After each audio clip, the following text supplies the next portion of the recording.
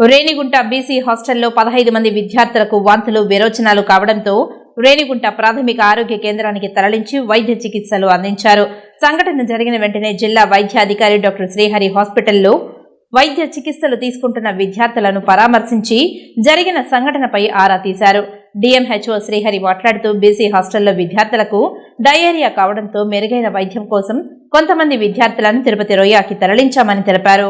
నిన్న జరగడానికి కారణాలు ఏంటని కూడా అడగటం జరిగింది. ఈ వార్డెన్ కి ముఖ్యంగా ఇక్కడ ఇన్ఛార్జ్ వార్డెన్ ఉన్నారు. ఈ హాస్టల్ కి రెగ్యులర్ వార్డెన్ లేరు. ఇన్ఛార్జ్ వార్డెన్ తిరుపతితో పాటు రేణిగుంట ఉండటం వలన ఆయన ఈవినింగ్ భోజనం టైంలో ఆయన ఇక్కడ అందుబాటులో లేరు.